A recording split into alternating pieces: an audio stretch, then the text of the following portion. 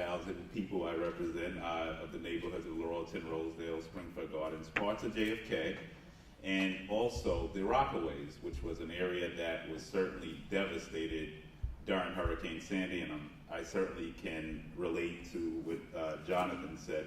For those who don't know what the Rockaways is, it's a beach front community, a coastline community, but it's also a community where the tale of two New York cities actually exists.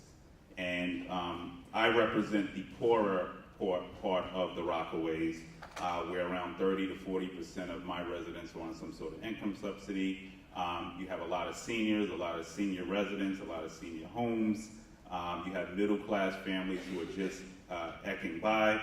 And these people literally lost everything during the storm. So when I became a city council member, I was elected in 2013.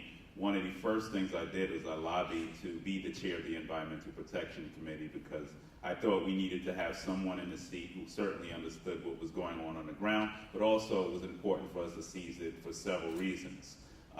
One, obviously, enacting policies that would represent the people of my district and be in support of what they would want to see. Secondly, one of the things many people don't know, we see the big Broadway lights when we come to New York City, but we forget that there are communities in New York City who literally have no infrastructure. Waste was going directly into the bed. So this is a reality for us, but I do want to say that we've been leading on several fronts in this area, and she spoke of $400 million that we certainly got the mayor to commit last fiscal year. This year, we got him to up it up to $1.2 billion. And two areas we're focusing on is obviously doing storm sewer build out, which is gray infrastructure, but green infrastructure is also a critical component here as well. And we'll be focused on ensuring that many communities like the Rockaways, who have not historically had an equitable share of funding sources, that they now will be able to do it. We've also got engaged in a recent fight. Now, one, I'm not sure if many people in this room know that New York State is fracking free now, that we've enacted a ban on fracking.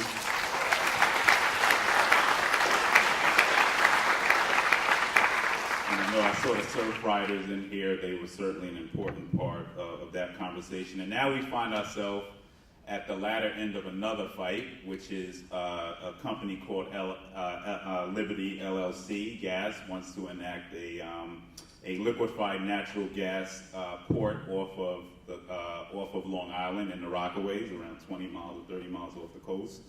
And I'm happy to say, as of yesterday, my committee literally just passed a resolution to call on the governor to veto that application, and the full city council will vote on the application on Thursday, and I anticipate overwhelming support.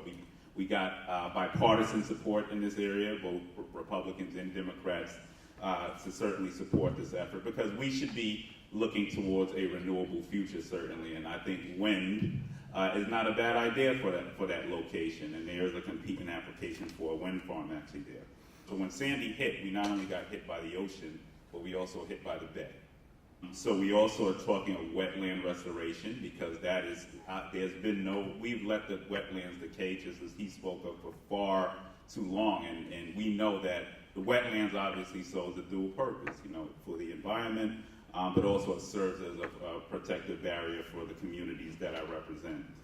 We've also been planting dunes along the beach, and that's something that we work very closely with students in my district. The Rockaway Waterfront Alliance has been very helpful on. And then I also mentioned green infrastructure before. Some bigger items we're looking at doing in New York City policy, things that we're focused on right now. We know plastic bags are a huge contributor of pollutant to the ocean. So we are looking, and we've introduced, I'm a co-sponsor along with my colleagues, Councilmember Brad Lander and Margaret Chen, to enact a 10-cent charge on plastic bags in New York City.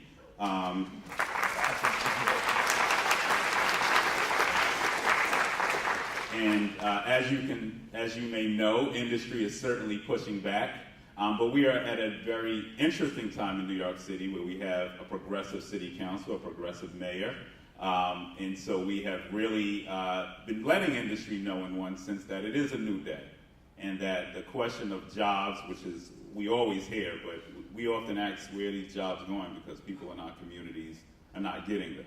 And it's important that I speak of environmental justice communities, because these are the communities that have the poorest air quality. In New York City, 2,000 New Yorkers are still dying from poor air quality every year, and most of them in the most vulnerable communities of our city.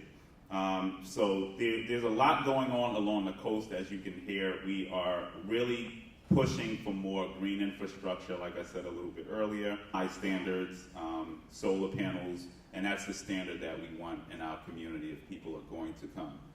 So with that being said, I want to thank you once again for having me. I can go on, I can keep going. We got a lot of other good policies going on in the city, but I want to thank you for taking the time out to hear me. Thank you.